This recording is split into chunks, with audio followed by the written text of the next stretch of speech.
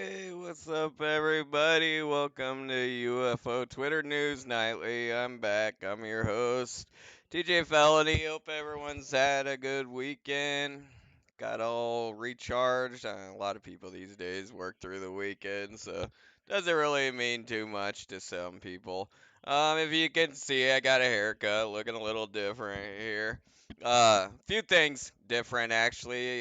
You might notice someone moving through in the background. I got a roommate now. Someone to help with the bills. It's actually working out pretty good.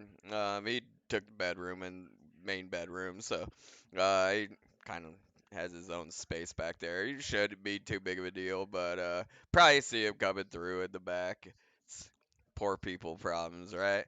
It's what we gotta do to survive. Man, it's been hard to survive lately, and it's only gonna seem to get tougher and harder, and the world events don't seem to be giving us any kind of relief in sight. We'll get going over some recent events here in a second.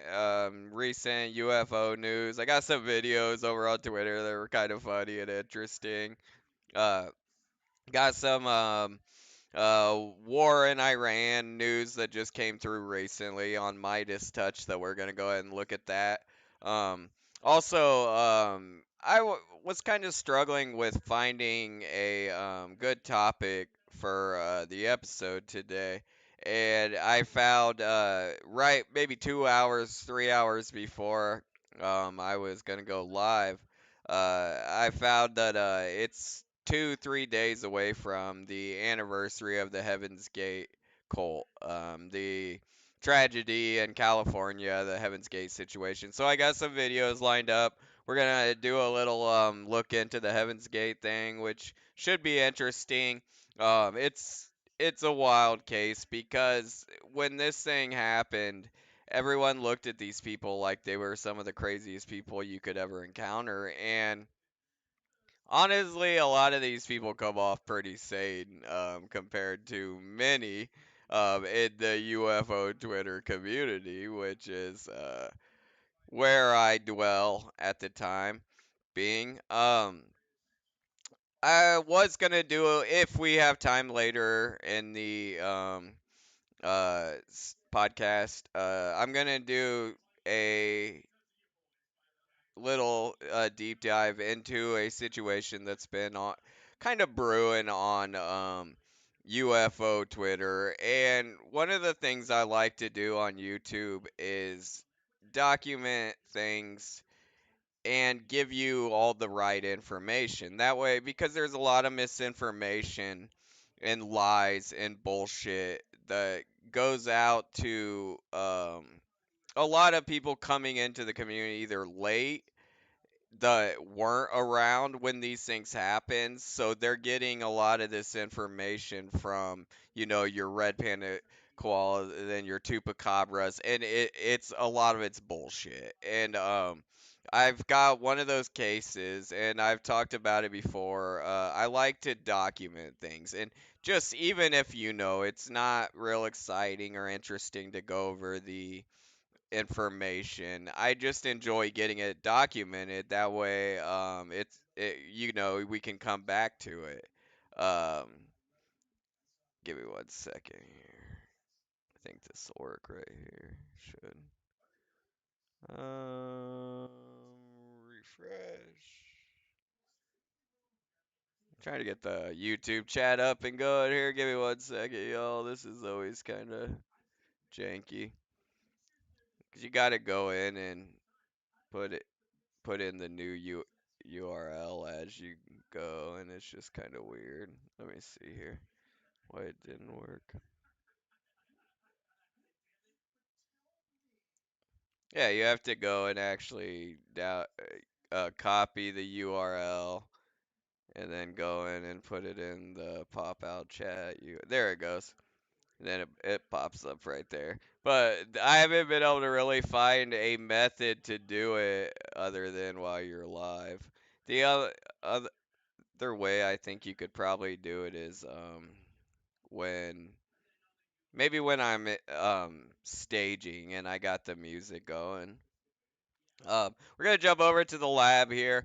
Ain't got too many people coming in yet, but that's okay. We might get a few here in a little bit. I know Rotary and some of my friends are gonna come in. Um, Broken Hip and them will probably be in here in a second. Let me let some people know that I am live. That's another thing I haven't figured out how to do is I know when Disclosure Tonight goes live, they stage for like 20 minutes where people can build up in the chat. Look at this fat doobie. They stage where people can build up in the chat and I'm not sure how you do that. Like I think you schedule it maybe for like 15 20 minutes early and then start it, but I haven't figured out how to do that yet. It's something I need to figure out. Uh-oh. Oh shit. Oh no. I have to wait for my roommate to come back through. Dude, how anticlimactic is that shit? I got a torch thing over there that I could go grab. I'm going to. I'll be right back, y'all. Give me 2 seconds.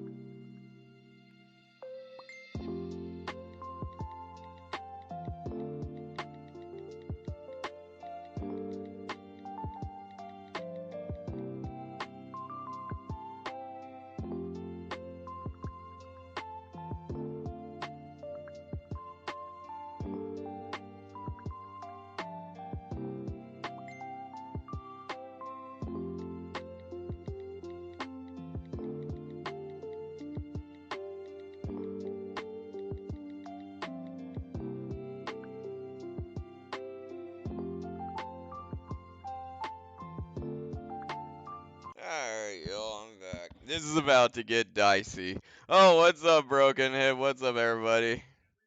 I didn't see who was in the chat. Um, I'm about to. Dude, my lighter burned out right as I was starting the stream.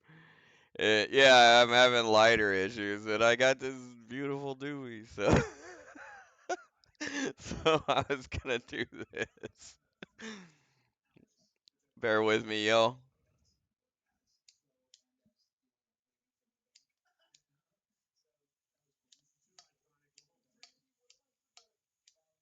Oh no.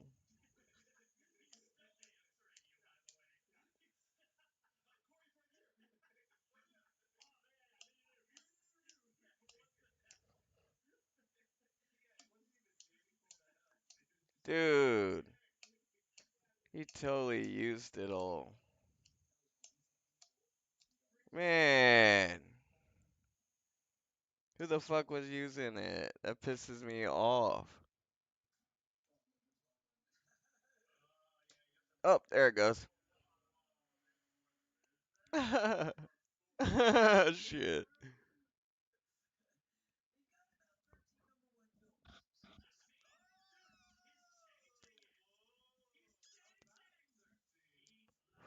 What a fucking dude. It torched it so bad.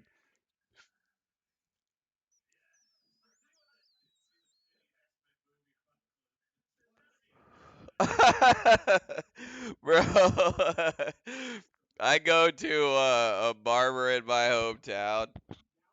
I'm having problems, man, 'cause it's receding on top a little bit.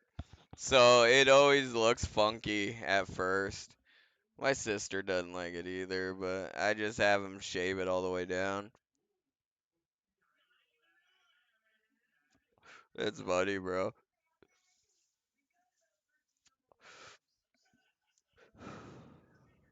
I try to have them leave it a little longer on top, so it'll kind of cover up my receding hairline. But yeah, it didn't. And I even got the good barber. There's two barbers. One of them I went to school with, and dude, he lopped off his fingers, like a couple of his fingers. And then the old man is really good, and I tried to get him, and yeah, I got him.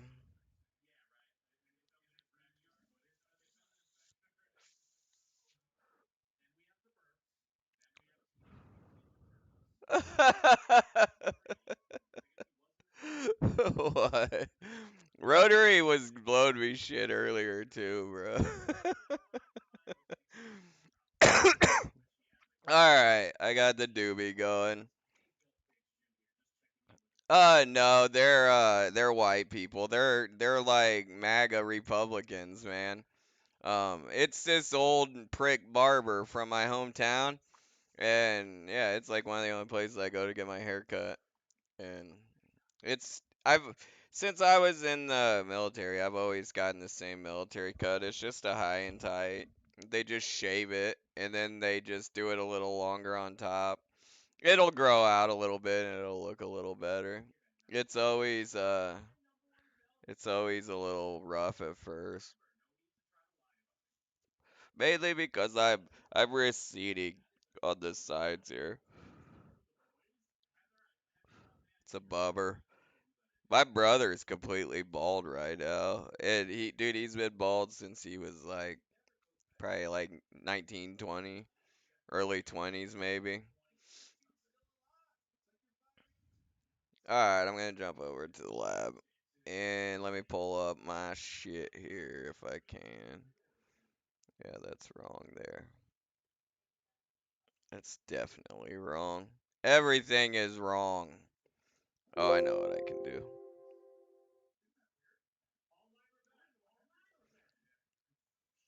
What's this supposed to be?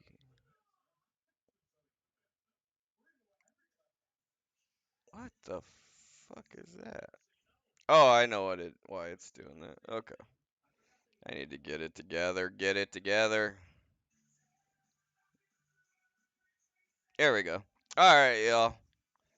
I'm get toasted and we'll get moving here. I've actually got a pretty good scheduled show if I can keep everything together. Yeah, I like the lab's cool. I got all kinds of shit in here. It's all piled up. That's how you know I got a busy day, a busy show scheduled. I got some funny shit to start out.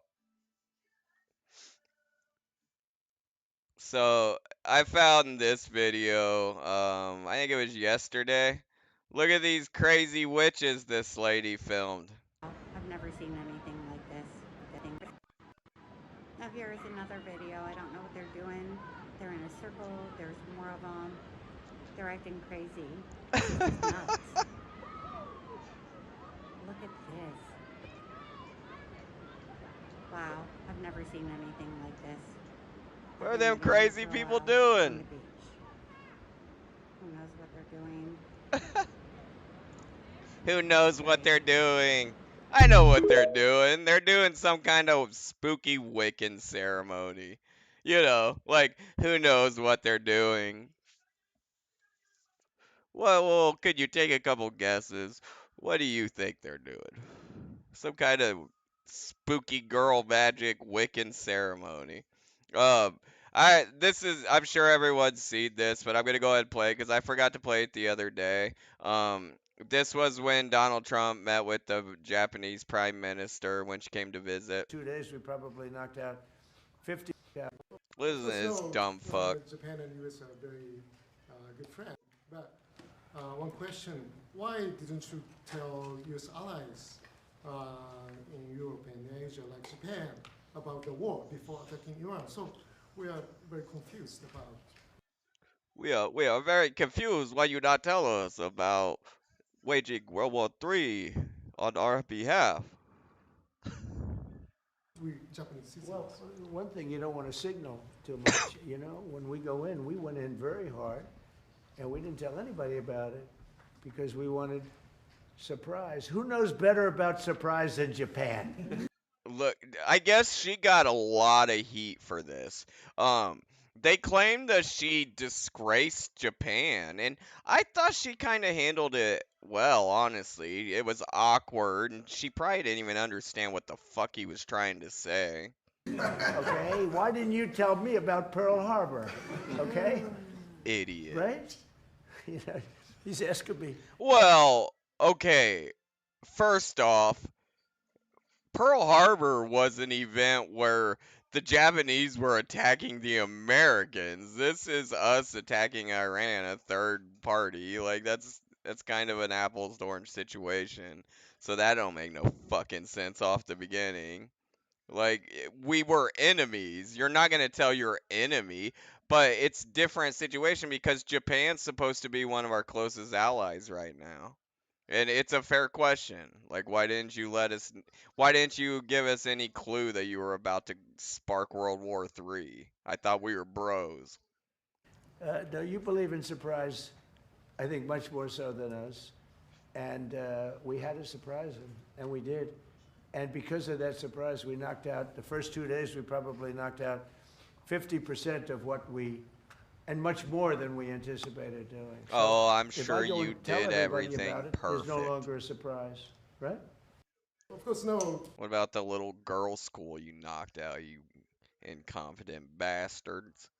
There was another video I wanted to show over here. Let me see. I don't know if people have seen this one yet, but it's funny. Let me find it. I came across this. This is old. This is Carl Extra apologizing to me. I never seen this before. I'm sorry, TJ. There's a blood moon and people are getting overly aggressive. I've only just realized how bad I got. You didn't deserve that. There's been some really angry road rage yesterday. It was insane. I came home early. Dude, it was like from last year. I'm gonna like it. I must have accidentally bookmarked it. More people need to take a hint from Carl and learn how to apologize to me. Alright, here's the Chris Bledsoe one. This is paranormal. Para N underscore RMAL. This is Chris Bledsoe. And it's old. It's old local news. And $250,000 for hers. She says the builder Chris Blake and Nick homeowners are angry and not afraid. And yeah, it's pretty funny, dude. Here we go. I don't know if anyone's seen this shit. Yeah, I got the goofy haircut. It'll look better in a couple days. Just bear with me. to show it. In fact, they say the builder let them down. Now, for his part, he says he didn't do anything wrong. Jason Stujenki has more on the building frustration. They bought new homes in Fox Meadow and Hope Mills, and they're upset. It's just going to be a battle, though. Angela Nichols paid more than $250,000 for hers. She says the builder, Chris Bledsoe, promised to fix things and didn't. Did you hear that? Did you hear that shit? The builder, Chris Bledsoe. Wait, they get him on camera.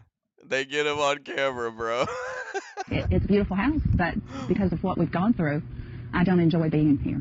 She has a list of complaints. There are drainage problems in the yard. Some of the wood on the deck is warped. Some screens are missing from the outside windows. And inside, take a look at this. Some of the rooms have doors on backwards, like this bathroom. The doors on backwards thing, it was like a regular complaint. All the doors were put on backwards. Her neighbor has examples, too. When you first noticed this, were you?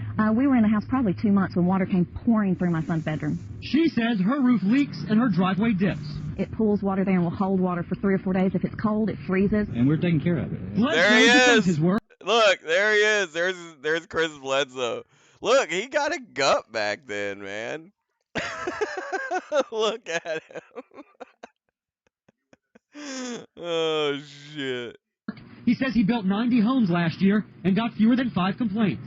He built 90 homes and got fewer than 5 complaints.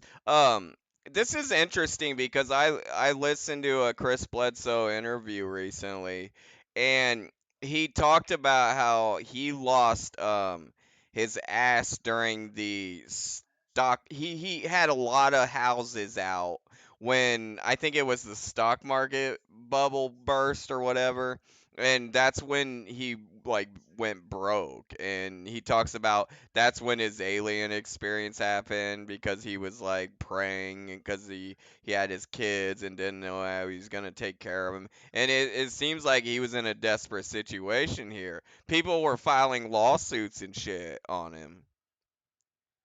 We have fixed everything we can possibly fix. There is maybe one or two that we're working on. He says in this neighborhood, one homeowner let the warranty lapse, the other has something personal against him. Did you hear that? The other has some personal against him. There is maybe one or two that we're working on. He says in this neighborhood, one homeowner let the warranty lapse, the other has something personal against him. Meanwhile, Nichols is selling her house. Her neighbor keeps hers but shells out big bucks for repairs. It's almost sickening, but it's our home, and we've got to have it fixed. Jason Stu Jenke, WRAL News, Hope Mills. Well, So that shit got me off guard, man. We're gonna save that for the later. I got a couple videos down there. This plane came in Queens, New York. Came in hot on the runway. Apparently, it hit a fire truck that was parked on the runway, or maybe passing. And as far as I know, the only deaths were the pilots, which is sad. But yeah, pretty bad.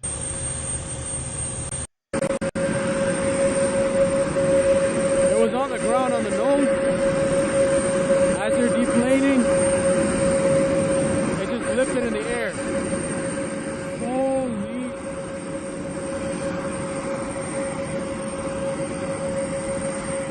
I mean, everything else looks to be intact, but the whole like fuse or cockpit was completely crushed in. Yeah, that's Psych Word Mike. We're gonna talk about Psych Mike if we here in a little bit. Psych Word Mike. We're gonna get to the bottom of a few things about him. Let's see. Oh, what last thing? Ren, I've been noticing it's like she's losing her pets. I think she's lost both her dogs here. So positive energy to Ren. It's awful losing pets.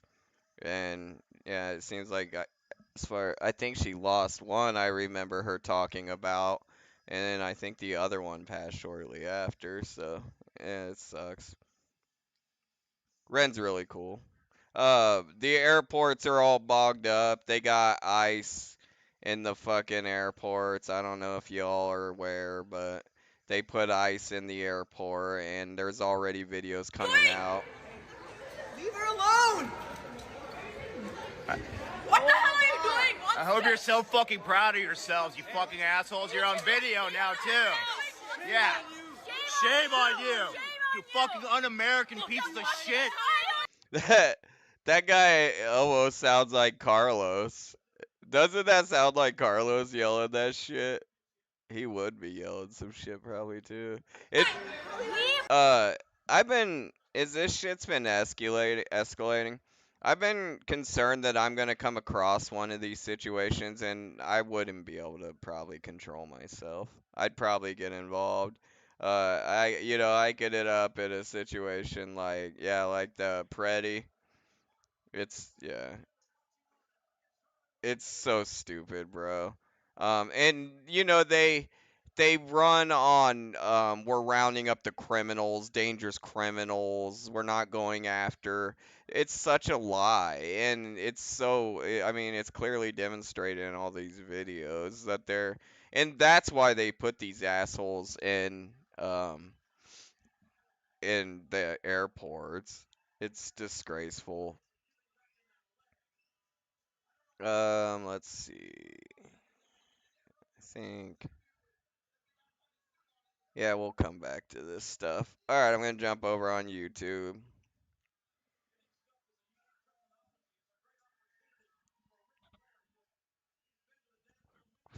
I got a couple Midas Touch clips I wanted to show. things have been happening in the past couple hours. Looks like Fessler is live right now. Let me get it over to my shit.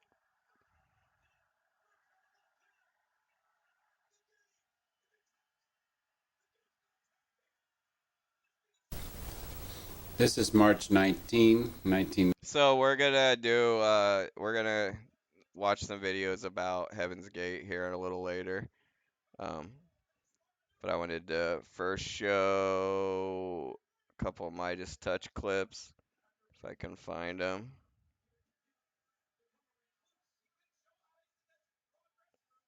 Okay, here we go.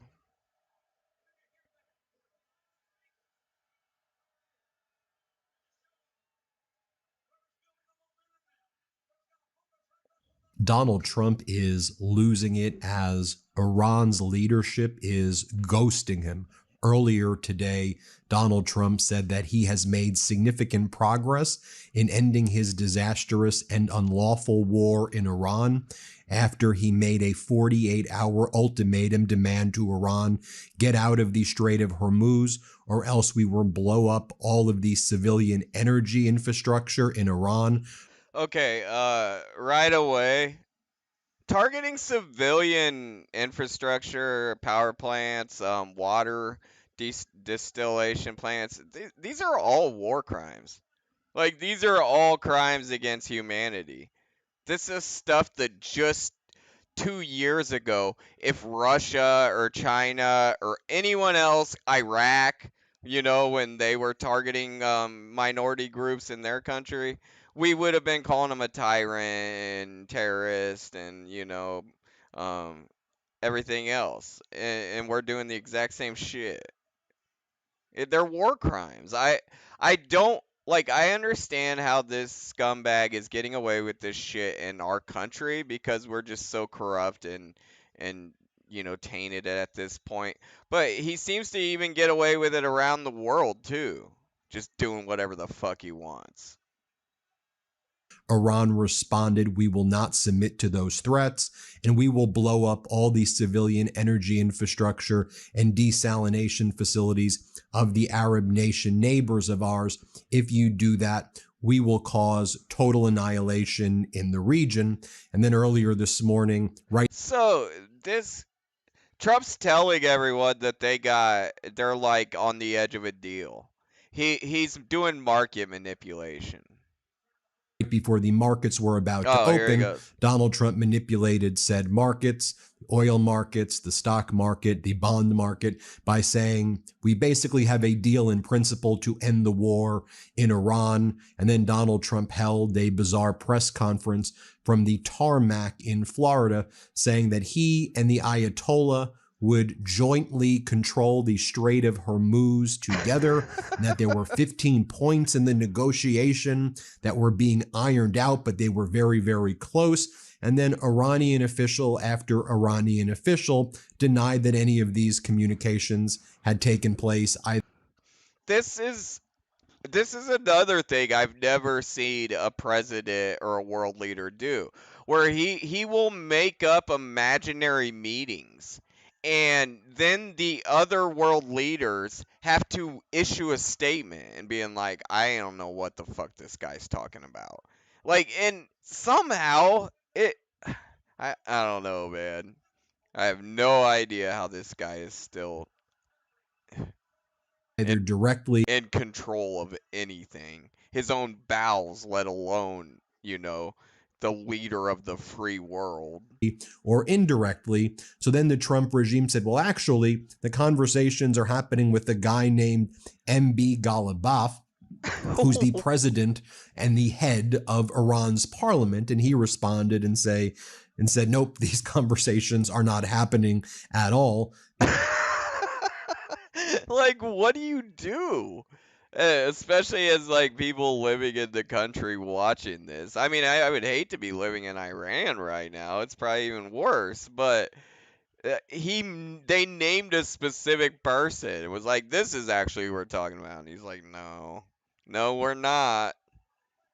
Then Donald Trump's been that must be like a puppet, like that they think that it would have like covered for him. You know, some maybe like a good old boy from an Epstein party from a few years back or something that Trump thought might, you know, like, oh, we might as well try. He's a good neighbor. In Tennessee today, talking about how much he loves Elvis, and also basically saying that he has this relationship with Tennessee where he tried to like imply almost like it's better than sexual relationships. Very bizarre behavior again from a deranged and demented person. And this as it's increasingly clear that the 82nd Airborne Division in the United States military is now heading over to the Middle East, Wow. including the very elite paratrooper. The 82nd Airborne. I didn't know that. That's I'm hearing that for the first time. Group there. So here's what Abbas Asiani reports, a very well-sourced Iranian journalist, as Laura Rosen puts it. A well-sourced Iranian journalist says that the U.S. proposed via intermediaries to now do talks between J.D. Vance and Iran's parliamentary speaker, Ghalibaf, but Iran has not yet responded. I'll just read you what Abbas Asiani writes. Breaking, U.S. via intermediaries has proposed these talks between J.D. Vance and Iran's parliament speaker, Ghalibaf. Iran has not responded to the idea yet. The idea seemingly stems from deep-seated Iranian distrust of Steve Witkoff and his involvement in any negotiation process. Well, I have news for you. J.D. Vance is far less trustworthy, or equally as untrustworthy as Witkoff and Kushner. But this was the plan, to announce that there was a deal made when there weren't even negotiations happening, manipulate our markets here, and then propose J.D. Vance speak with Iran.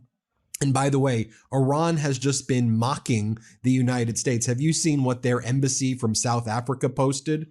They said, yep, Donald Trump and the Ayatollah working to control the Strait of Hormuz together. And it's like the actual steering wheel of a car, and then the kid steering wheel and the passenger. You know where my mind went? You know, at the beginning of The Simpsons, how you have Maggie with the little steering wheel doing the beep beep. Oh, that's funny. I wanted to do a little shout out to let me see if I got it. Yeah, I think it's right here. Drones over the homes of the Secretary of State and the Secretary of War, and the Pentagon can't tell you who's flying them. Mystery drones over a major military base in the Yeah, I wanted to show a little bit of Ford's stuff here. U.S. Waves of high-tech drones flying over a highly sensitive area. That base housing B-52 bombers and the Air Force's nuclear command. The Air Force couldn't stop them. The sophistication we see in both. What do you think of that guy, Rotary? How the drones were employed and the kinds of drones don't point to some hobbyist. They point to a state actor. A state actor? The Pentagon is alluding that it's Iran. You know, it's possible that stuff like this kind of happens all the time, and ordinarily no one is looking for it. Let's find out if the Pentagon is lying about drones. This is a good trouble show with Matt Ford. It's another good podcast to keep up with ufology crap. Everyone, I'm Matt Ford, and welcome to the Good Trouble Show. 2 days ago, the Washington Post broke an exclusive. Unidentified drones were detected flying over Fort McNair, the Washington, D.C. Army base, where Secretary of State Marco Rubio and Secretary of War Pete Hegseth. I think they're definitely drones over the homes of the Secretary of State. Iran. There was another one I wanted to show the intro to. I think that one was from yesterday. Yeah. He had James Fox on also. James Fox has been everywhere, dude. He was in a Twitter space for maybe 4 to 6 hours, and then that night he was on Good Trouble. One filmmaker, 3 groundbreaking documentaries, and the case he says will change everything. The phenomenon. They're here. This is happening now. The program. Rotary, what content creator in ufology do you trust? Are there any? Non-human intelligence exists. Non-human intelligence has been interacting with humanity. That was only part of the story. And now, moment of contact. New revelations of alien encounters. In 1933, some disc-shaped object crashed. It was not anything from this earth. Multiple films, 3 decades. And tonight, director James Fox is here. I don't know if you guys have heard this story, but it's pretty wild. Hey everyone, I'm Matt Ford, and welcome to the Good Trouble Show. Tonight, our guest has spent 3 decades making documentary films about whether we are alone. His latest, Moment of Contact, New Revelation, takes us inside the 1996 Varginha, Brazil case, where This Varginha case, it's pretty wild. And you know, I'm a skeptic, Dick. I'm willing to admit it. It goes to a level that bothers people apparently at some point.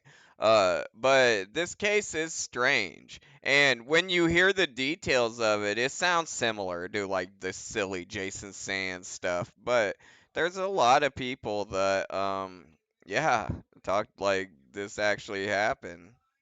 Multiple witnesses say they encountered non-human beings. The military launched a recovery operation, and a physician claims he examined a living being in a hospital. Let's watch.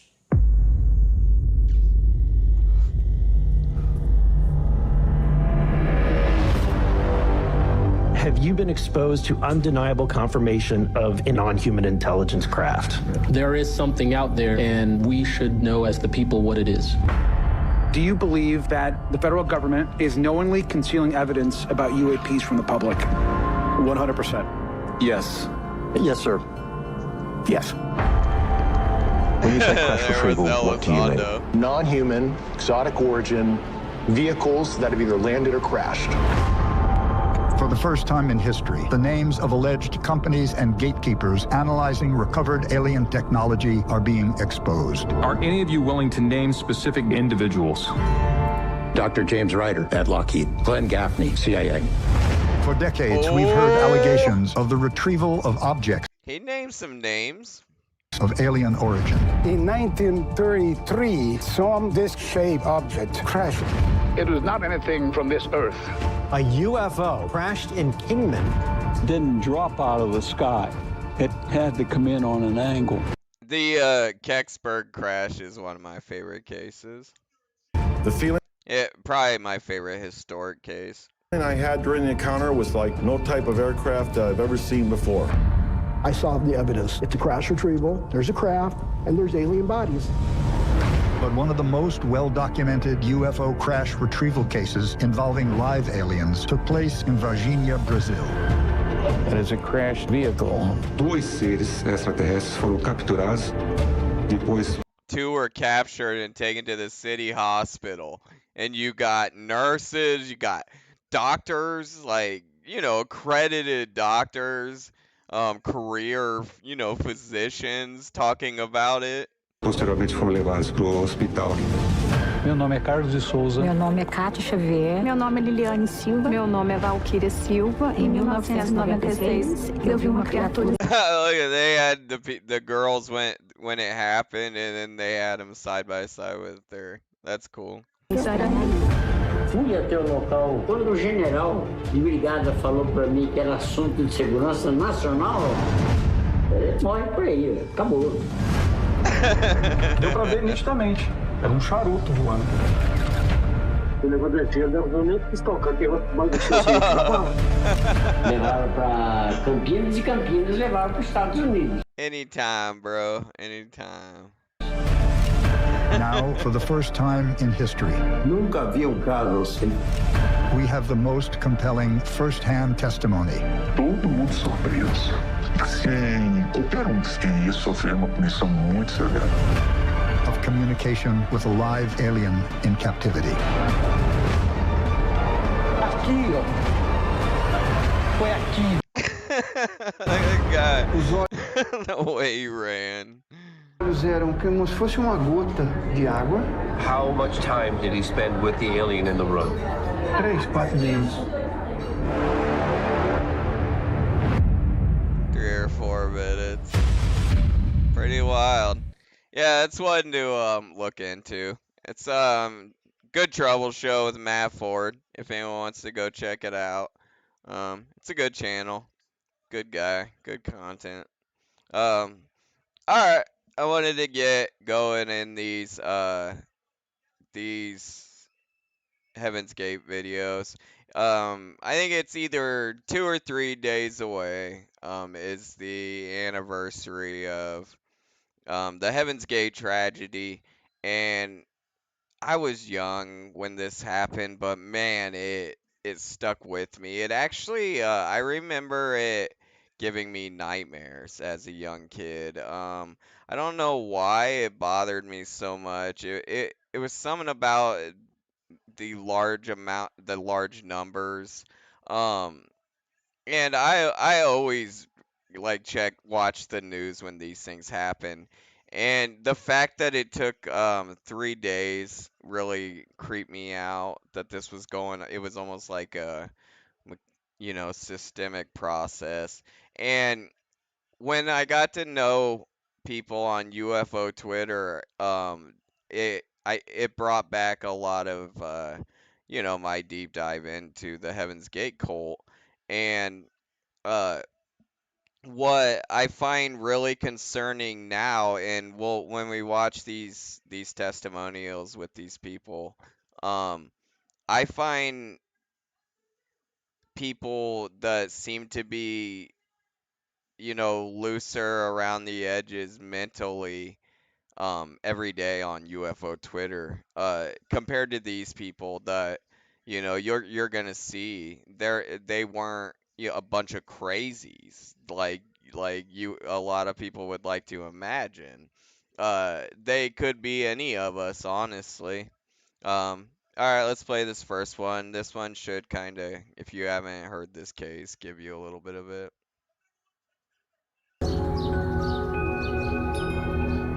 A sprawling mansion, the curtains drawn, a mystery inside. An old videotape begins to flicker into view. Our first glimpse of a secret world.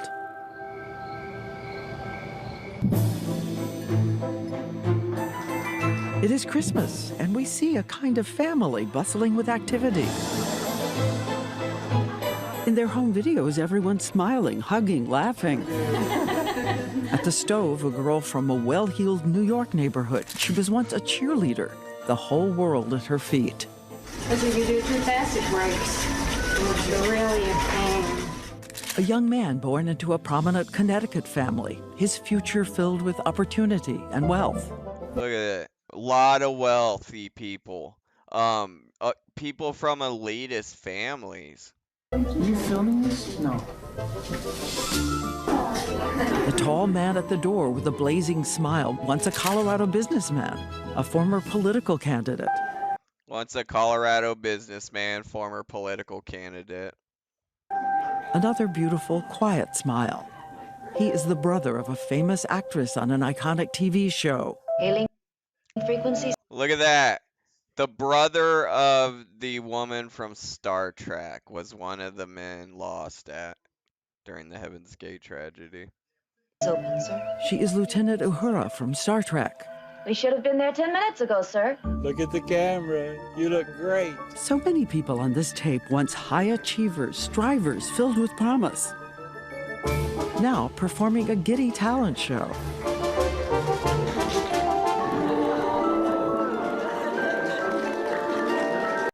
Look, they're juggling a talent show.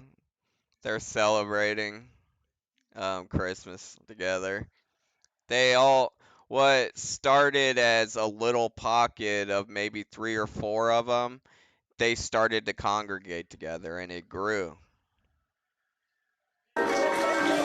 You see people on UFO Twitter start moving closer together. It's time for, to get a little concerned. That's a valedictorian who was once a presidential scholar. Valedictorian. So take a closer look at the revelers. Do you notice anything about them? Their haircuts, exactly alike. Baggy clothes, no gender. And with every move, they fix their adoring gaze on one man in the room. They call him Doe. Marshall Harv Applewhite, Doe, is basically their god. Who is this man called Doe? And what is the source of his power over highly accomplished people from all over the country? Doe is possibly the first cult leader that I've encountered, and cults, true crime, that's that's stuff I'm more interested in than probably the ufology topic, history, things like that. Doe's probably the first leader that I found where I believe that he believed it. He was a true believer. He wasn't Jim Jones. What it was about the power and the control. David Koresh, kind of the same situation. Doe, I think, might have also been a victim because he also believed it. Ohio, Missouri, Minnesota. Listen, he's directing the scene. Look at the camera. Where's your normal? There. Ah. That was so creepy. For more than 20 years, how has he convinced these followers he can lead them through the gates of heaven? He promises they'll be carried to the next level of existence in a UFO. Does he believe what he's saying as he asks them to record video? He did believe what he was saying, and one of the main reasons why I think he believed everything what that was being said is many of the men castrated themselves, and they didn't force them to. But Doe said that all the aliens on the spaceship are going to be complete smoothies. None of them are going to have reproductive organs, and like a group of the men agreed to castrate themselves, and Doe went first, and it went really bad, and it got it's not like he was almost like the test subject for it. Farewells to Earth, death just hours away. Tapes that raise so many questions about the narrow divide between choice and coercion, faith and delusion. Tinkerbell warns Peter Pan that every time someone stops believing in little people like her, a little person dies. People in the world who thought that I had completely lost my marbles. When I close my eyes and listen to these people talk, I can lose train and thought and be all of a sudden like I'm listening to a UFO Twitter space. And you can replace them. They're the same thing. Same conversations, same train of thought, same faith. It's not science, it's faith. They're not right. These people who are laughing 24 or 48 hours later ingest poisonous barbiturates and kill themselves with bags tied over their heads. All right, I got a couple videos on the Heaven's Gate situation. I wrote down 4213.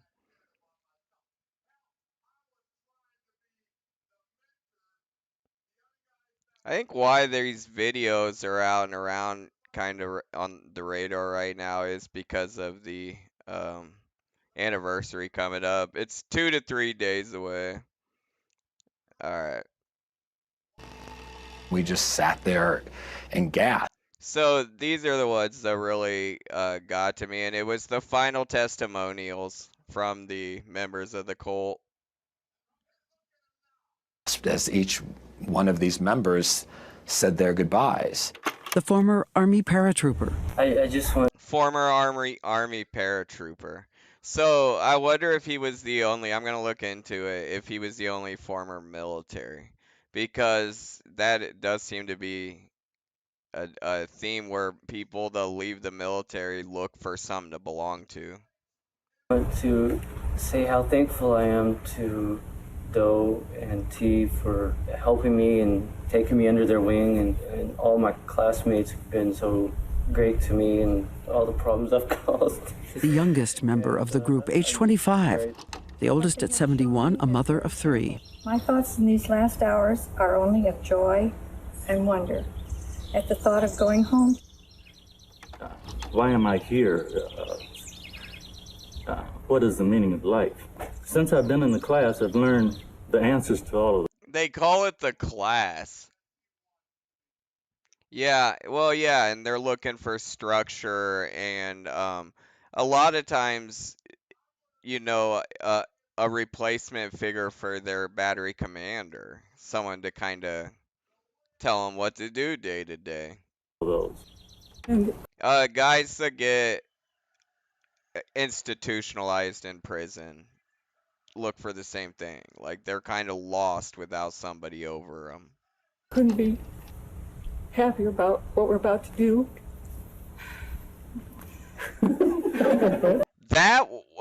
That lady seems hesitant. The one on the left is not sure. And it almost, this one's kind of creepy because it almost looks like the lady on the right is catching on to her doubt. But there's something you should know as these people praise Doe and thank him for showing them the way. On the other He's filming the whole freaking thing. side of the camera, Doe, there, listening. Happiest day of my life.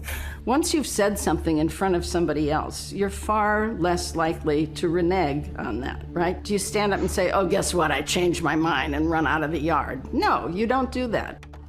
For T and Doe to endure what they've endured 22 years, it's just unimaginable they'd go through that for us. Most of them said things that were mimicking almost word for word what Applewhite had said. This world has become so corrupt. So corrupt. Oh, corrupt. So corrupt. So it really showed the dependency on him. As long as I'm just gonna be honest. I think I like Doe with the mop top more than when he's bald. he looks funny as fuck with the scruffy hair. This I have. Look at him. Oh, it's just like their haircut. It's just he's kind of older, so it looks a little funnier. Free will. But I am doing this of my own free will. My own free will. I say no. They didn't have any free will. There were 38 murders and 1 suicide. If he wanted to kill himself, when he was repeating it and then they were repeating it, that's a common tactic used in cults, you know, psyops, manipulation. You see that used on UFO Twitter a lot. The Tupa crew, Red Panda Koala, they've repeated this stuff about, you know, this blue crew, hate group, blue crew, hate group, over and over and over again. It's gone on for 3-4 years. And some of these people, man, it's embedded in them. I was talking to someone about it earlier today, and it's like, you could probably ask them, like, well, why do you dislike them? And they wouldn't be able to tell you. It's hardwired. They've spent so much time in these UFO Twitter spaces with these, you know, manipulative little guru wannabes drilling this shit in their brain. It's rewired it. You can tell by the way they talk and act. They're not thinking for themselves. Tupa and Panda are thinking through them. When you get them away from them, and, you know, in the game streams, chat, they act totally different. And then you'll get in a Twitter space where they have their overlords over them, and they are totally different. They start speaking through them. It's really concerning. fine. Go ahead. Marshal Applewhite, you go first. But no, he made sure they all died.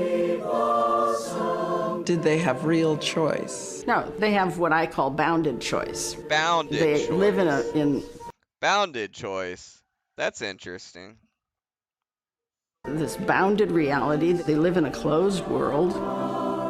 Nick Matzorkas took calls from the anguished families. He tried to help.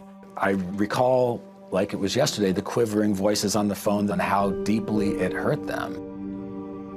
So Makes sad. me want to cry. So sad, man. The reason this is important to me is because I honestly think something like this is probably inevitably going to happen on UFO Twitter if the environment doesn't change. Doom rooms, all this doomsday prophecy crap. I think it's a matter of time before a small group takes it too far. Because I think, what a waste. All of those 39 people, what a waste. This sense of betrayal.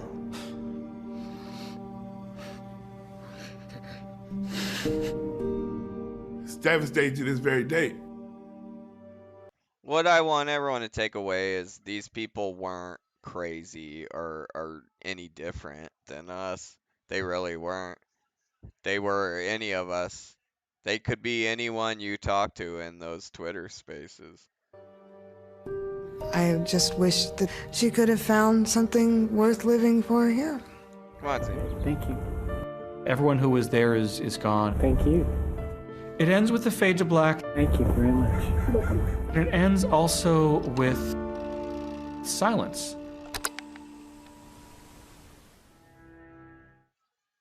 Alright, well, we gotta play a little bit of Doe. See what all the, see why all these people thought he was worth doing that for. This is Doe's final statement. I'll play probably 10-15 minutes of it maybe. This is March 19, 1997. And I'm Doe. He is Doe. Some called our partnership T and Doe. That's not my name, but that's how. This partnership T and Doe. I've encountered little subgroups on UFO Twitter. There's a group called the Sandia group, or Sandia the ET is the account on Twitter, and there's a group that revolves around this account, and they all believe it's an extraterrestrial. They're based out of a mountain, I believe. Sandia Mountain is what they call it.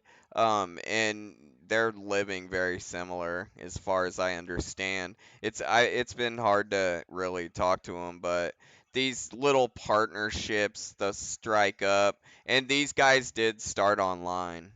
That's how they grew their flock. I'm referred to on planet Earth at this time. I've been talking to my students that are sitting in front of me about talking to you. And let me say that our mission here at this time is about to come to a close in the next few days. We came from distant space, and even what some might call somewhat of another dimension. Interdimensional. And we're about to return from whence we came. And I'd say that when we say we came from distant space, that we're talking about what your religious literature would call the kingdom of heaven, or the kingdom of God. And we came for the express purpose to offer a doorway to the kingdom of God. Have you guys ever encountered a account on UFO Twitter called Danielle Elfchild or Danielle Elf something? There are these accounts where these people are claiming that they're extraterrestrials, they're from other worlds, their families living on another planet. This shit isn't, like it's wild how much of this strikes relevant today to me. At the end of this civilization. Even O'Leary and his goofy shit, talking about it's his destiny to save the planet and, fight the evil aliens and all this bullshit. This is Doe type shit. It's Heaven's Gate type shit. Civilization. And that's the problem with UFO Twitter. It's not a science anymore. It's all this Galactic Federation bullshit. The end of this age. The end of this millennium. We understood it once. And now that we're about to At one time, we understood the doomsday prophets were charlatans. But now they thrive, you know, on UFO Twitter. turn, just a few things we wanted to say to you.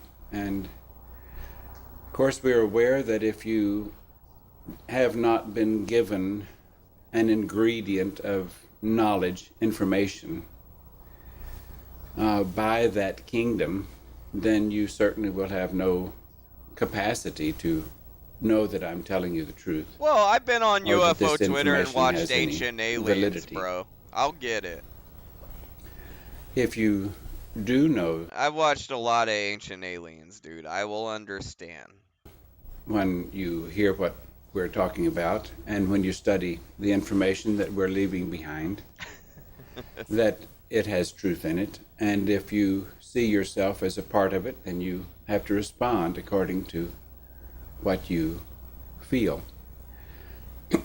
One thing I want to point out is how the media portrayed him. Time magazine with his eyes all bulging out. That wasn't Doe. That was an you know, unreal portrayal of the man. This is the real Doe. He's controlled. He's thinking about his next statement. He's not your typical cult guru. We came from that time, that space, entered this one. When we came, we had to take human bodies. Doe would be a UFO whistleblower if he came across UFO Twitter today. We didn't take them as infants. We came into them in the mid-70s. Yeah, Wilcox a prophet. My false partner, prophet. T, and I came into our vehicles a few years before we began to help these come into their bodies. We call them vehicles.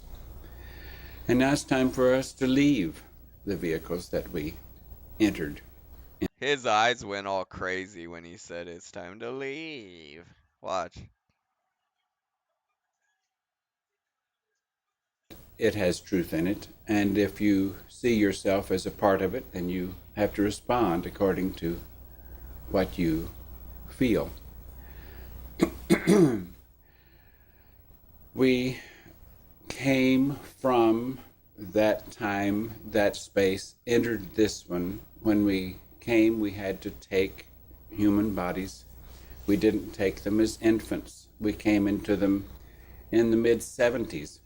What? My partner, T. That's like a 20 and back thing. He said in the mid 70s. So what happened to the dude that was rolling in that vehicle when he took it over? Is that like a Get Out type situation? That sucks. And I came into our vehicles a few years before we began to help these come into their bodies. We call them vehicles. And now it's time for us to leave the vehicles that we entered in the 70s. And you will likely, or many of you that might see this tape will say, what do you mean, leave your bodies, our vehicles? Well, actually, these aren't our bodies. Well, he means astral projection, doesn't he? Which is something that is very common to hear discussed in any UFO Twitter space. Our vehicles, we borrowed these for the time that we were here, for this specific task. Yeah, dude. And the task was... He would fit right in. He wouldn't even be weird. He wouldn't even be out of place, bro. Like, he could go into a space, put his hand up, go up and talk, and everyone would be like, that guy was really cool. They'd probably all start fighting with each other over who was gonna get to interview him. Like Kimball would be like, bro, I have a UFO interest. Logan would be all sending him little girly pics and stuff, trying to lure him into his space. Not only to bring in information about that evolutionary kingdom level, but to give us the experience of working against the forces of what this evolutionary level, what the human evolutionary level at this time has become. And so it was a very good learning I think he would fit in best with the Doomer crew, though. Experience for us. And while it was a learning experience for us, it gave an opportunity for all who had ever received knowledge from that kingdom to have an opportunity to recognize us and this information and even move out of this kingdom and into the next level, or that evolutionary level above human, the kingdom of heaven, space, kingdom of God. Do you think they meant to do the repeated image in the back, or what's that about? Is that like something that they did at the? Because I know like a lot of these evangelical preachers will their tech will be all shoddy and stuff. Now, we can't enter that kingdom by, and no one can enter that kingdom by trying to live a good life in this world, and then when this world's life takes your body, then that's when you enter. The only time that kingdom can be entered is when there's a member of that kingdom, member or members of that kingdom, who have come into the human kingdom, incarnated as we have, and offer you clarification of that information, and then help you get your mind into your body, so that when the time comes to leave, then we help you also get out of your human body so that you might enter a body of the next evolutionary kingdom. And we're not talking about a spiritual body or some etheric body, even though the identity body that we have is with our mind or our spirit, not with the suit of clothes that we wear. I'll say that again, the identity, we identify ourselves not by the suit that we wear, but by the mind that we are, the knowledge that we have. We actually identify with that mind, not with a suit of clothes. My partner and I had to leave bodies in the evolutionary level above human. We had to leave those bodies in order to, in other words, set those bodies aside in order to come and incarnate in these bodies. Remind you again, we're not talking about at birth of the body. We're talking about we incarnated into these bodies in the 70s, in the early 70s, and then helped these who had come for the specific purpose of this learning. So wait. He keeps talking about this shit. It's confusing me. So is he saying there's no record of this person before the 70s and T? Like, is that what he means? Because that's something you could actually go look into. It'd be strange if you can't find any record of Doe. I mean, he has Marshall Applewhite is his name. So, like, I don't know if he means, like, Marshall Applewhite just, like, appeared or if he came over and took over his body. It's confusing. Learning experience and helping us offer this information to others who might have some of that mind in them given to them from that evolutionary level. In other words, periodically that level comes in close enough. And this is the theory, though, that you hear people talking about as far as soul harvesting. The the planet is just basically a storage for souls, which is what he was talking about, your energy, your brain. Like it's all rhetoric. And at this time, this was pre ancient aliens and stuff, he would have had to really be researching, probably reading like Chariots of the Gods and stuff to get this from other sources, is what I'm saying. Like, I wonder where, because usually these cult wankers, it's a mishmash. But I wonder where he could have picked up a lot of these theories artificially. I wouldn't be surprised if the Epstein class is connected to this guy. And offers a graduation class, offers life out of this evolutionary level into that evolutionary level. And we're at the end of that time. Now, since we are about to leave, and I said that we're at the end of that time, doesn't mean that there might not possibly be some of you who are watching this tape who know that we're telling the truth, and you can say, but wait a minute, you're leaving. I've never heard of you. Why are you leaving now? And I'm hearing about you for the first time. Well, that is not our fault. Well, that is not our fault. We have been here. We have made ourselves known to the public. We have held meetings. We have put out information, articles that have been printed in major newspapers that have gone world over for many years for the time that we have been here. Many years.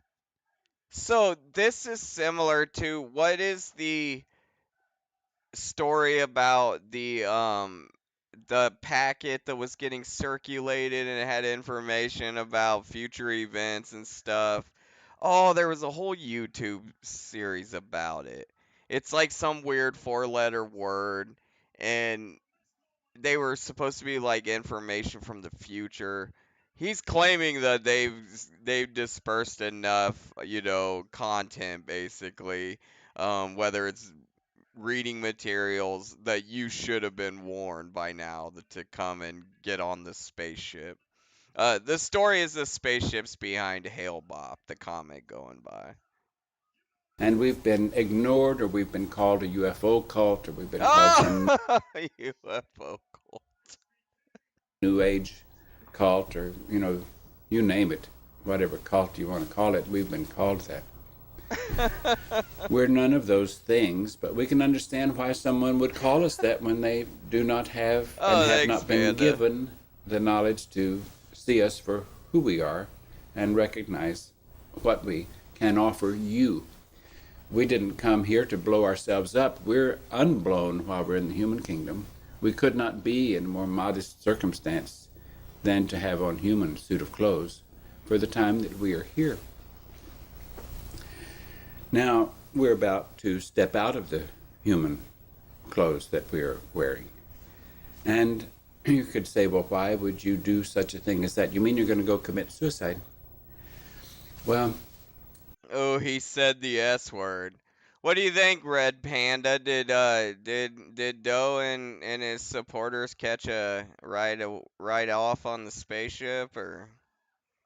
He seems to be hitting on a lot of things that people talk about today. I'm afraid I have to give you... We have a website. Dude, what if he got proven right? Like, what if that was one of the revelations that came about? Doe pulls up in a spaceship. And on that website called Heaven's Gate, we have a little category in there that you can key on, and it says what we believe concerning suicide, or why we're against suicide, or I don't remember the exact title. But it explains that to us, suicide is when you have had life because you've connected with, you have received mind from the kingdom level above human, and you have been given that awakening mind so that you are aware of the truth about that kingdom level, and therefore have an opportunity to move out of the human kingdom into that kingdom level. And then when you turn against that, or when you cannot do what is human, that we conflict with these bodies. These bodies that we are wearing, we can't keep them healthy because we do not participate in human behavior, or what human behavior has become. And so it really does not jive with the minds that is in it. In a sense, He has a wedding ring on. I wonder if him and T were married. Look, on his left hand, he has a wedding ring. body snatchers, because we came and incarnated into... That's what I was saying. Is he a body snatcher? Because he said they popped in the 70s. They didn't start as babies. So was Marshall Applewhite just some dude walking down the street, and all of a sudden Doe pops in? It's like, I'm taking over, bro. It was almost like a Get Out situation, he describes. To these human bodies, and now we're leaving these human bodies behind. I hope... Well, asshole, couldn't you have just given it back to the dude? Like, instead of, drinking all that poison? Like, now that you're done with it, can't you just give it back? You don't take that as a crude joke. I mean, it is a joke, but I did not mean to be offensive about it. It was important. Jesus, 2,000 years ago, did exactly the same thing. He incarnated in one... He goes into Jesus. He does speak that he is the one. He doesn't say it, like, straight up. He just, like, he says, if you are wondering if I am the one that came before, I am him. But he doesn't say the words. Alright, well, we're gonna get off, Doe, and we're gonna get into a couple other things here before we wrap up. I'm not gonna go as late as I did on the other ones. I was talking to a friend earlier on X, and I just... it seems like I never seem to fit in anywhere I go in that community. There's always some, like, fragile wanker on co-host if there's a space going that has me blocked. So either way, it's like, and I don't know if it's like my friend Vinny used to tell me, like, it's because you're never gonna fit in there. Like, you're not supposed to fit in with these wankers. Like, you're never going to. You can't. You can keep trying to force it, but it's never gonna happen because you're not like them. You're different. And I was talking to another buddy about it, and what I kind of realized is a lot of these guys have different meanings and ideas of what is cool and what is, like, something to brag about. And there's, like, a fundamental flaw, and they seem to think that grifting, ripping people off, scamming, milking your online friends is something that to be proud of, to gloat about. And just to get started, I'll play a couple of them here. And dude, I will never understand this shit. I can I will never understand ripping people off that you spend countless hours with and then bragging about it like it was some kind of accomplishment. You'll never get me to understand that. And these are from UFology SWAT. This was a new one. It's kind of a goofy one of Shane from, I think it was the other night. Bunch of wankers were up in a space. And literally, like, bragging about, like, who's the best at it. Just no one crashed out better than me. I crashed out, made a couple $1,000. Just no one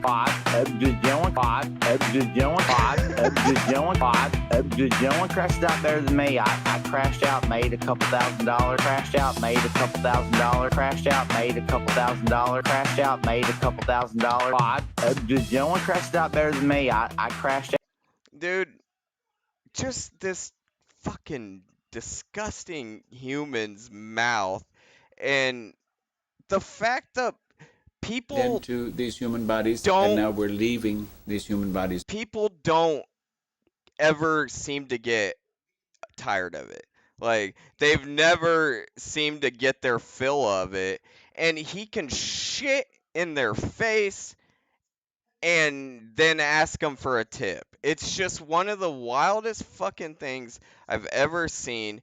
And it's not just Shane though. It's a culture thing. I was thinking about when I joined UFO Twitter, Shane was really the only one that acted like this. That called girls stupid bitches, things like that. And he was kind of an outcast for it. He was really the only one. It seemed to grow into something where that became the majority, and it was like the more you can suck from the community and abuse it, and the better and the more celebrated you are, like, the wiener deacon, and everyone knows that guy is a abusive tyrant. It's not a secret. So what the fuck is this guy even doing around? UAP Mike, we're gonna talk about here in a second. But here's Panda. You'll get all proper credit. Thing I'm telling you, bro. Let me put you on the Keemstar fucking thing, bro. Get your account making some money, dude. The what? And it feeds into each other. How to grift off fucking X, basically. I don't want. So, dude, I've played this before, but I just have some questions. He mumbles something about, and if he likes you or feels you. So is this little turd burglar talking about like introducing him to Keemstar and being like, "Hey Keemstar, can you help this guy rip people off online?" Like, it's just so weird that these are open discussions. Like, You'll get all proper credit. Thing I'm telling you, bro. Let me put you on the Keemstar fucking thing, bro. Get your account. Let me put you on the Keemstar fucking thing. Get your account making some money. And dude, Wakaka actually, has some integrity here. Account making some money, dude. The what? And it feeds into He goes, the what? Do these guys like Panda? They seem to kind of troll him. There's another video on Ufology SWAT where they're all laughing at him, and he's rambling about like how the archive is proving something, and even Tupa seems to be kind of making fun of him. each other. How If he's into each other, he'll teach you how to grift.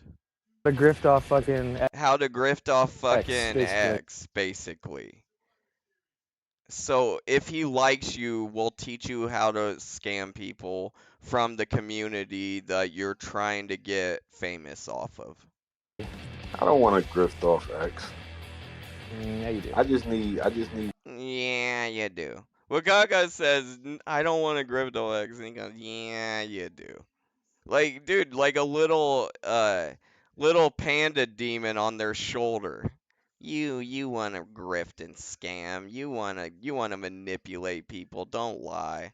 Not everyone wants to do that shit, Panda. That's the difference. Have you ever heard the rap song? What's the difference between me and you? Me and you. That's the difference, bro. I'm never gonna understand that shit. Why do y'all think it's something to celebrate that you are able to trick gullible boomers into giving you money?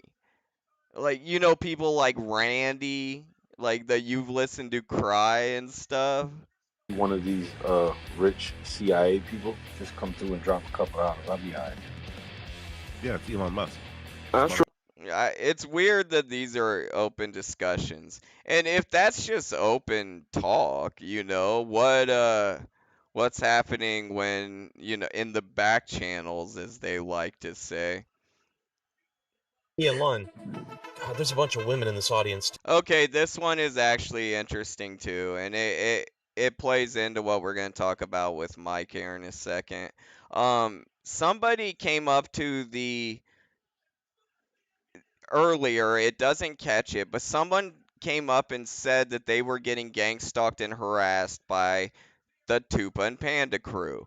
And Panda basically just clowns them out of the space, but I didn't catch who it was, and it looks like Jay Just comes up after, and if you guys treated Jay Just like that, fucking shame on you.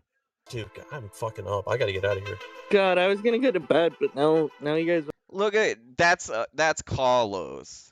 I'm gonna go to bed, but then I saw there was drama, so I stuck around. Woke me up. Oh my god, Ophelia's in the audience too. It is J Just. You scumbags did that to J Just. She came up, dude. Oh fuck, I'm out. Careful.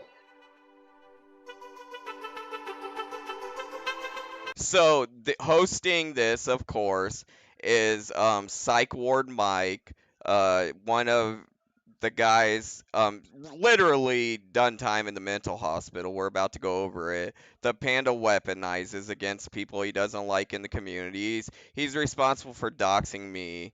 He's hosting this shit.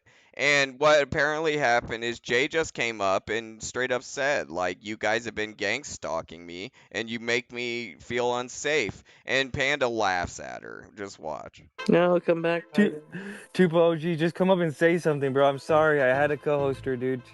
And he's saying, I'm sorry, bro. I had to co-host her. She wanted to say something. Dude, Jay Just is 20 times cooler than any wanker in this space. You got Poop Eater Carlos, like Tupa, Psych Ward Mike, Spider Wanker Paul, Lana, like 50-year-old OnlyFans failure, and they're bullying J Just like she don't belong or something. Baby, come back. You guys Charlie are Kirk would fucking have wanted me despicable, to bro. extend the olive branch. Oh, she did say, what did she say? Tupa was gang stalking me in her. Did you hear him? I'll rewind it. He's giggling while saying, what did she say? What did she say? Tupa and me were gang stalking and harassing her. And he thinks it's fucking hilarious. And if you go back to my last episode, Friday, where we went over Moneypenny, he did the same thing to her. She tried to tell him, I'm about to leave the community because of you and your slimeball friends, and he laughed at her and posted her DMs. So who is the fucking hate group here? I'm gonna rewind it. Branch. Every episode I do, this guy's running a female out of the community. Oh, she did say, what did she say? Tupa was gang stalking me and harassing me. That was pretty funny. That Spider Wanker Paul. That was pretty funny. That dude cried and has me blocked 2 years later because I stumbled into a UFO Twitter space and he was in there chanting and trying to summon orbs. And I put in the comments, wow, this shit's weird as fuck. And this crybaby bitch boy has me blocked out of spaces 2.5 years later over it, and he's laughing. And Jay just has the balls that none of these men have to come up and face him, to get on the mic and say, this is what you did to me and this is how it made me feel. And they all bully her and laugh. Even Paul, the nice guy, Paul. These people are filth. Jay Just is probably one of the coolest people I've encountered on UFO Twitter. Hasn't bothered anyone. None of these dudes have any reason to have an issue with her. She's not a Twitter groupie. That's why they don't like her. She's not an Ocean Twitter groupie. She's not a Just extorts my enemies Twitter groupie. She's her own fucking opinion, and she will stand up for herself. Oh, and she's of Jewish heritage. She has Jewish heritage. So her opinions often lean defending Israel because that's her right. And these shitbags. Yeah, my other friend that has Jewish heritage, they ran her out of the community too. I wonder if that's a coincidence. Baby, come back. Charlie Kirk would have wanted me to extend the olive branch. Panda, you're not cool, dude. Like, you found this tiny little corner of CP enthusiasts and UFO shanes where somehow you feel welcome and cool. You go anywhere else, dude, you are a laughing stock. Oh, she did say, what did she say? Tupa was gang stalking me and harassing me. That was pretty funny. What was funny about it, Paul? What was funny about it? What was funny about the girl getting up on the microphone and saying, "You guys are harassing me out of the community"? You guys are so fucking wrong, dude.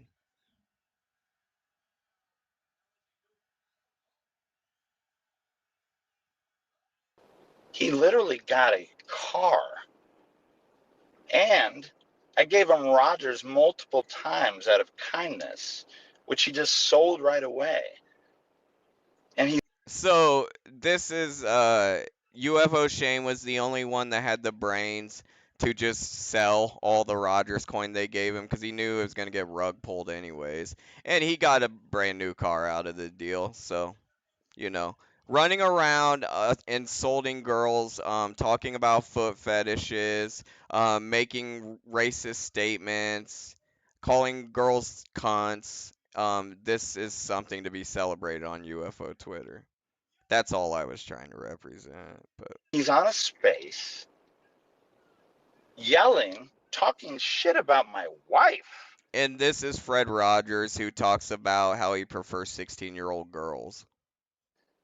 Saying that he thought I fucking did it. Like UFO Shane's a blockchain expert? Sitting in fucking Latona, Arkansas in his fucking fifth wheel, fucking grifting from everyone 24/7. Fuck him, man. This is what's frustrating about this crew, bro. Is they all know that the other ones are slime balls. Shane knows the Logan's into CP. Fred knows the Shane is a ripoff artist who robbed his own grandma. Panda knows that Jess causes problems is a extortion agent. Tupa knows the Logan had CP loaded all over that sticky hard drive. They all know. It's almost like that's what keeps them together. Is that they know all this shit about each other.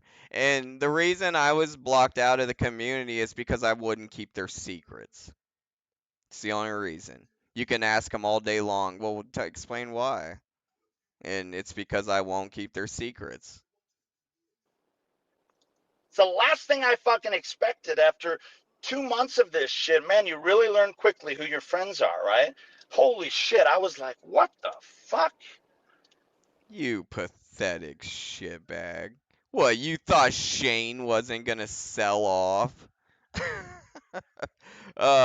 So we got Tupa apologizing for the racism. I just want to say, So my deepest apology. This was when Tupa got exposed for the racist statements on Reddit, where he was basically just running around saying really despicable shit just for like shock value and attention. One of them that he said was slavery was a choice. He said things like you should go into like black neighborhoods and yell the N-word really loud, like just really stupid shit. And he got exposed with it. And he just did this half-ass apology, and then he like went dark for like 6 hours and popped back up. And to a lot of people on UFO Twitter, that wasn't enough. King Milkfart was one of them. But instead of backing King Milkfart against this racist piece of rip-off garbage, he somehow turned everyone on King Milkfart with the help of Red Panda Koala and other bad actors and cowards. Apologies to Northwest. I forgot your first name, but yeah, I'm devastated that this affected you like this. What I said was inexcusable.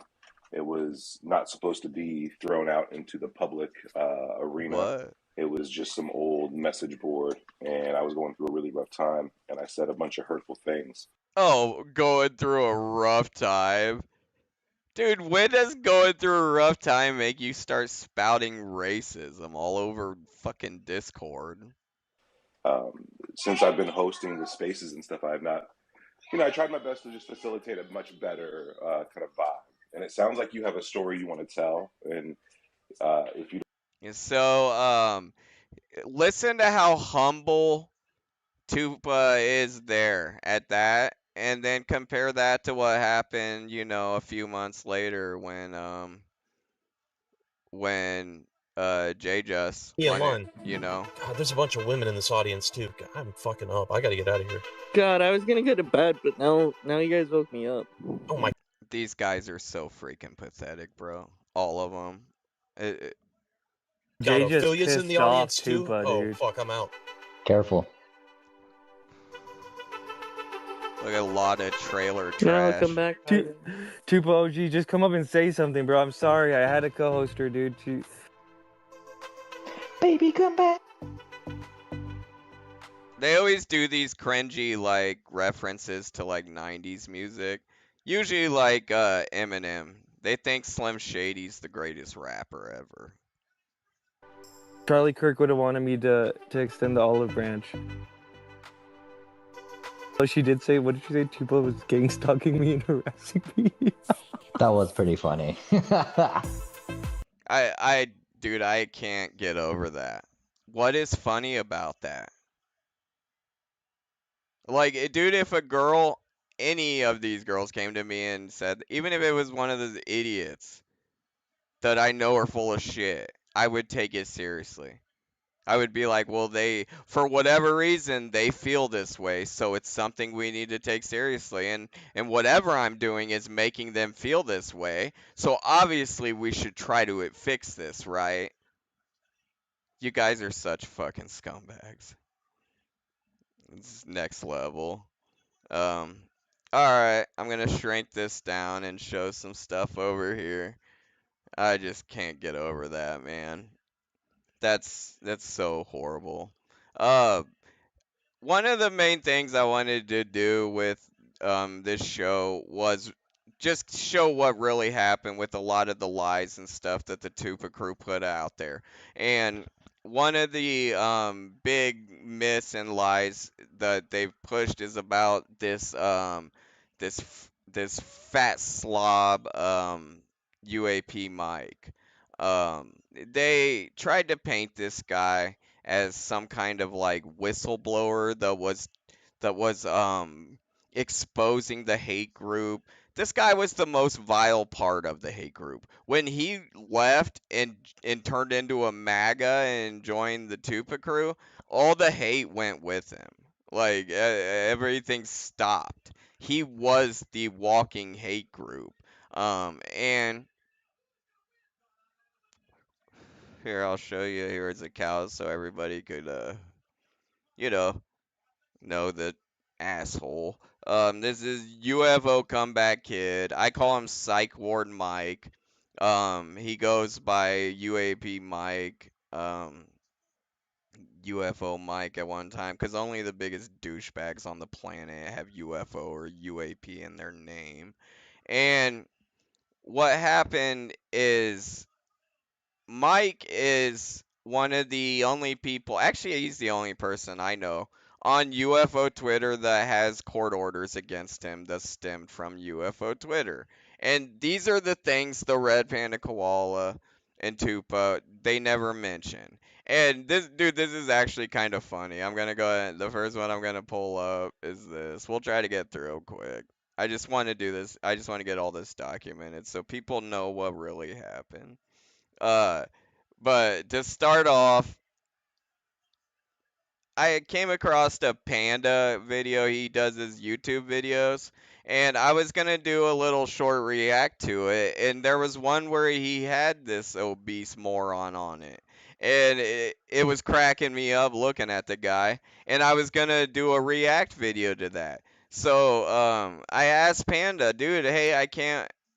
Which video is the one Mike's in? Because I'm gonna do a little react to it during my thing. And dude, I think he went and took it down or put it on private because suddenly I couldn't find it. Like I couldn't find it anywhere.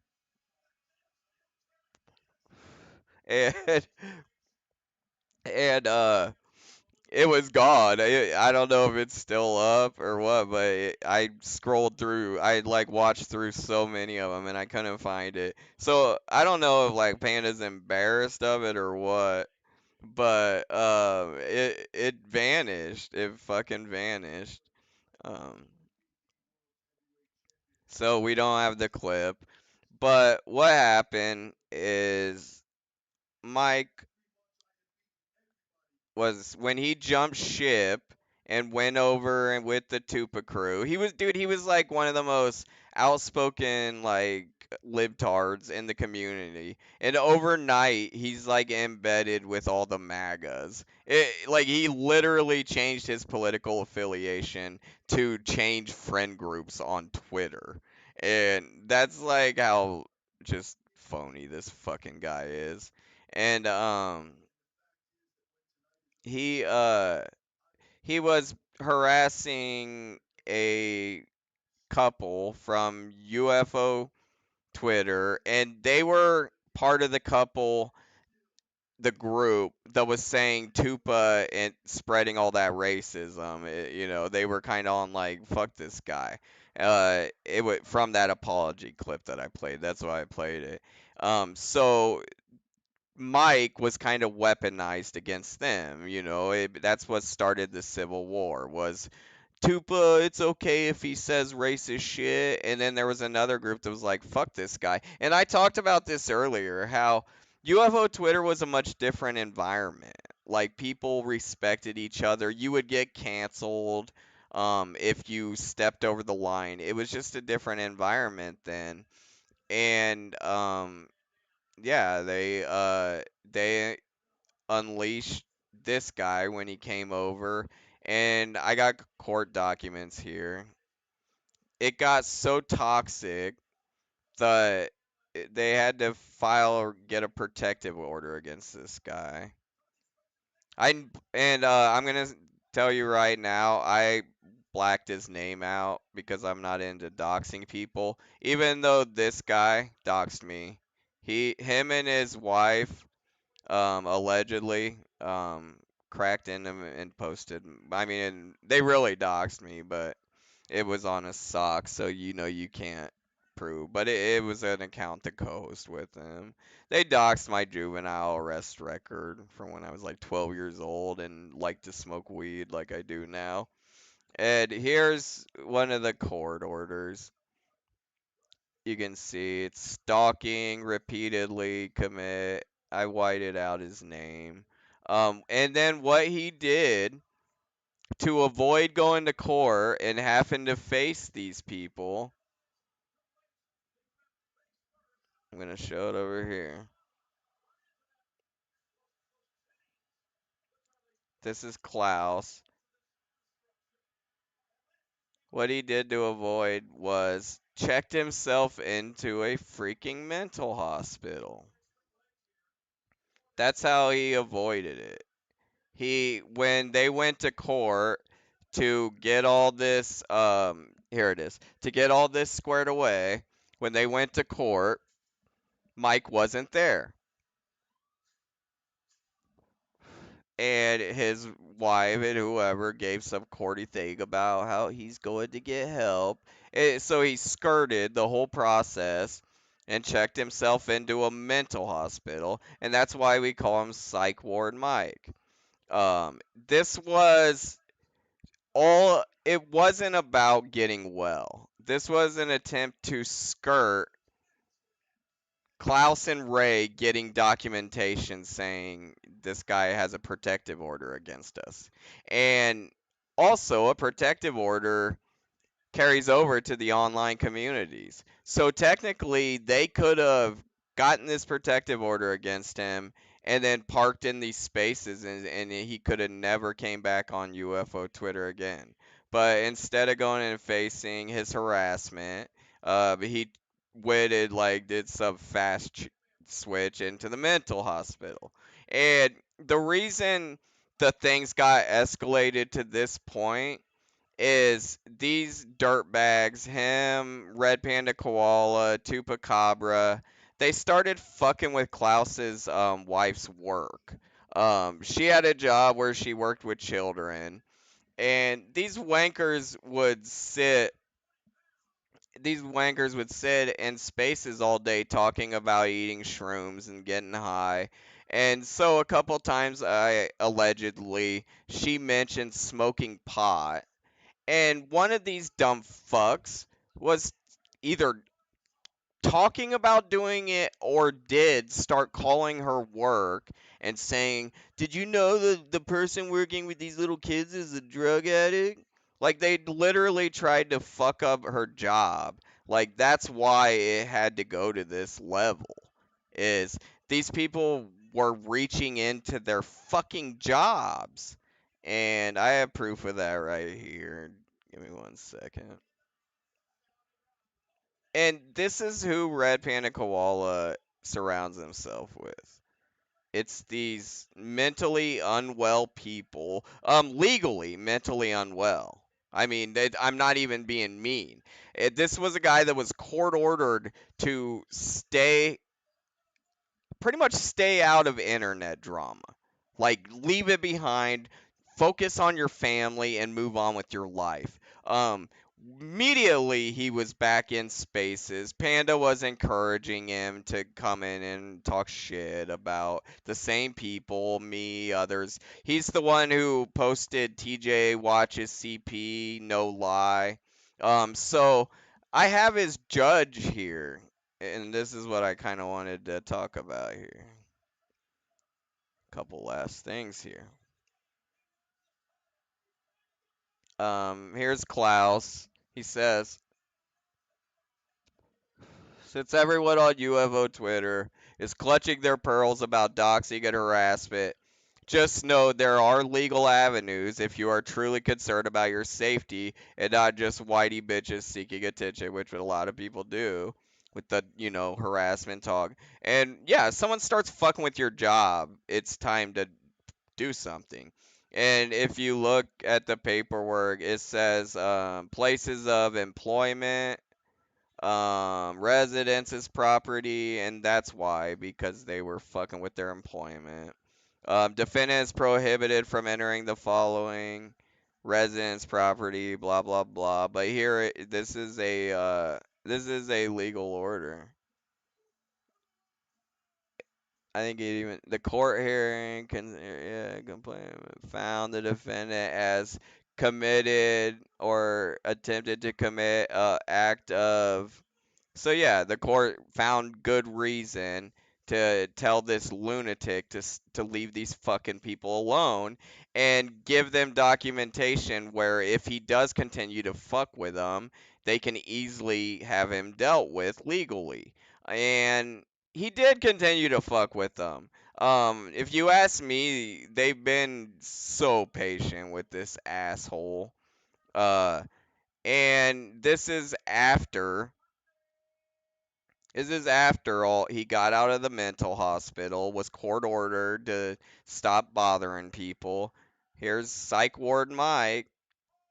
Some people on Blue Sky better watch how they move. You can still get touched.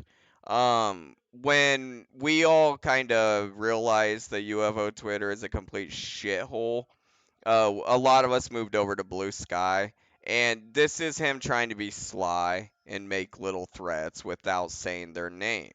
So this guy's clearly still trying to fuck with them, and he's been court ordered not to.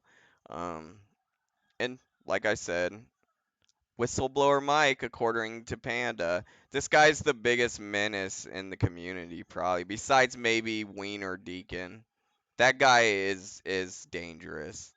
You people are crazy to keep playing with these fucking people.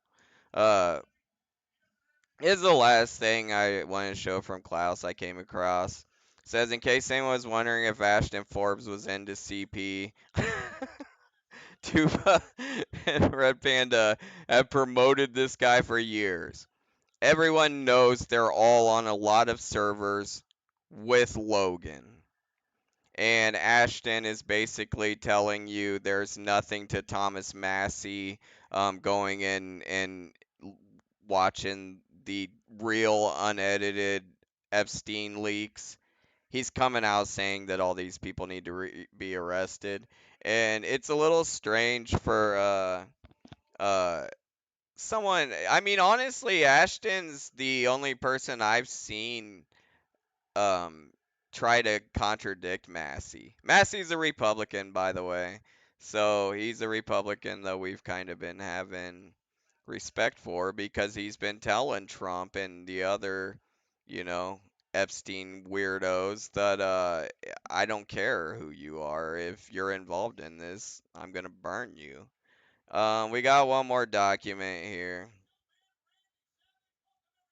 Let's see. I think it's just another one that is verifying that Psych Ward Mike did have court orders to leave people alone on this app, and he clearly didn't because he's doxed my juvenile record since him and or his wife, which is kind of interesting because several of these named the judge. Panda, you think this judge has an email address? Or would that be far-fetched to think that a judge these days would have an email address? I'm gonna have to look into it, I guess. Alright, well, I think that, well, yeah, I'm gonna show, we always end on something kind of funny. And I got one more thing I'm gonna show over on my X account as long as it didn't crash out on me. I always try to end on something funny. Why I'm showing a lot of this stuff is just to document it because what this group has done, Tupa and Panda, is they've kind of filled the air with a lot of lies and bullshit. And they never fill you in on the gaps. Like, when I saw Red Panda Koala had Psych Ward Mike sitting on his episode the other night, I was thinking, if I brought in a guy that was recently out of the mental hospital, I would probably let my audience know, like, he's a little nutty, but Panda brings this guy in and, like, couches him like he's a credible whistleblower to be taken seriously. These are people with proven mental disorders. Like, these are people that can't handle social media because it starts to take over their life and they end up in a hospital. No, Panda, to be weaponizing this guy anymore is wrong. Like, yeah, that's all I really got to say about that. Gonna get that guy in trouble. Alright, we're gonna end on this. Something kind of funny to clear the air. I really appreciate everyone checking out the stream, though. You guys are awesome. I don't know if you guys have been following this, but this guy right here. This guy goes by Palm Beach Pete, and he looks a whole lot like Jeffrey Epstein. He's the guy that was riding in the car. Remember, they kept showing the guy in the car going down the freeway, and everyone was saying that's Jeffrey Epstein. Palm Beach Pete, going to play some tennis today. Good morning, everybody. This is Palm Beach Pete from Palm Beach, Florida. I want to thank everybody for the positive comments I got from saying I'm not Jeffrey Epstein. I'm just Palm Beach Pete, going to play some tennis today, going into town, have lunch. I'm so not Jeffrey Epstein. I'm just me being me. Those aren't women, Panda. And it's those are Twitter groupies. Crazy phenomenon that has went really viral, and I really appreciate all the support. And just want to reiterate, I'm Peter from Palm Beach. I have nothing to do with Jeffrey Epstein. He's a very bad person, what he did, obviously, and he is dead. And I'm alive. It ain't the end of the story, though, guys. It is not the end of the story. Is actually Jeffrey Epstein. Here's all the evidence we have to confirm that Palm Beach Pete is actually Jeffrey Epstein. Starting off with the first and most obvious piece of evidence that both of them look identical to each other. Here's a side-by-side. What do you guys think? Have you even seen this shit? The teeth. They did a little mock-up watch of the teeth. It's such conspiratorial bullshit, but I mean, in today's world, how do you know? Picture of the both of them, and you literally cannot tell either of them apart. Next, the both of them literally have the same exact teeth. So as you can see right here, this is Jeffrey Epstein's Here it is, look. bottom row of teeth. And then if we go ahead and look at Palm Beach Pete's bottom row of teeth, literally identical to Jeffrey. Dude. I mean, come on. I thought I took it as a joke at first. Like, oh, that poor guy, everyone's calling him. And then I saw this one, and now I don't know what to think. Epstein's. Next, in a recent interview, it was actually revealed that Jeffrey Yeah, listen to this. This is interesting, too. Epstein and Palm Beach Pete actually lived in the same areas at the exact same time. So when Jeffrey Epstein was living in New York, so was Palm Beach Pete. And then when Jeffrey Epstein was living in Florida, so was Palm Beach Pete. And when this was brought up, Palm Beach Pete was literally trying to shush the interviewers. And then finally, every single day now, Palm Beach Pete is uploading videos onto social media saying that he is not Jeffrey Epstein. And in a lot of these videos, a lot of people feel like he's actually trying to gaslight us because he really is actually Jeffrey Epstein. Dude, what a weird world today. It's so wild. Alright, this is the last one I'm gonna end on. This shit had me cracking up, bro. Just got my ass kicked at the dollar store by some super average dude. Didn't expect that to happen. Super disappointed right now. And I'm just fucking pissed. I'm so pissed right now. I've been training martial arts for like a decade. And come to find out, it doesn't fucking work! So you're not gonna believe it, but I just got back from that same dollar store that I got beat up at. And guess who was there? And guess who I tried to fight again? And guess who whipped my fucking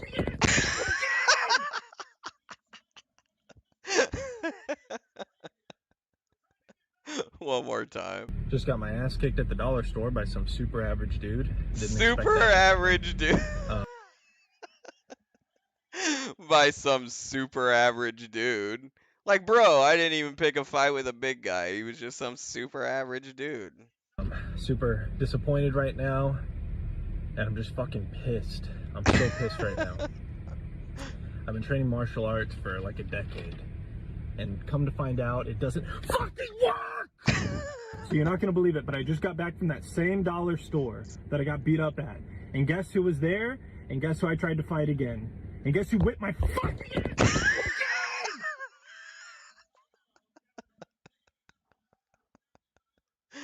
Oh shit. Alright, y'all, I'm gonna go and end all that. End on a positive note. You know, mixed martial arts seems like one that does kind of help in fist fights. Like, I would think like Taekwondo would be the one that you would run into that problem with. Like, my Juke King do didn't work, but mixed martial arts, if you've been rolling MMA for 10 years, you should be able to hold your own. But you could tell he was actually been in a scrap. You can't tell with those though. They could stage that stuff. Oh, Panda, chill out. What are you mad about, Panda? Here, the floor is yours, bro. I don't have any mods. All of a sudden, TJ ignoring the live chat. I don't know what you want me to apologize for, bro. I'm sorry, Panda. Alright, yo, I'm gonna go ahead and end the chat. I'm gonna have a show up tomorrow. Probably around the same time, 9-10 o'clock tomorrow night. I'm probably gonna focus on I was debating on what to do with this episode. And I'm wanting to do something with the drill rap scene in Jacksonville. and the Julio Folio and Young Ace war. There's a lot of footage, a lot of true crime stuff, but I don't know if people will be into it. But if I can't come up with anything to do, like if something doesn't if something doesn't pop off that's interesting, that can give me a recording to play, I'm probably gonna do that. So we'll focus on some of my favorite music throughout the week. We'll go over the daily events like we always do. If you guys haven't subscribed, like, follow all that bullshit, go do that. If you want to support financially, you can do it at buymeacoffee.com/TJ Felony. You can support anonymously. Just leave your name blank so Tupa and all those butthurt morons don't read your shit out in spaces to bully you from supporting people that you find interesting. And I will see you guys all tomorrow, probably around the same time, maybe a little later. Depends on how long I work. Thanks for watching. Peace out. Even Panda. Panda, don't your friends ever ask you why you're hanging out in here so much, bro? Actually, that is something I kind of wanted to ask Panda really quick. Why are you allowed to hang out in here, but if other people do, you block them? Is that fair? Is that fair, Panda? We'll find out tomorrow. Peace out, y'all.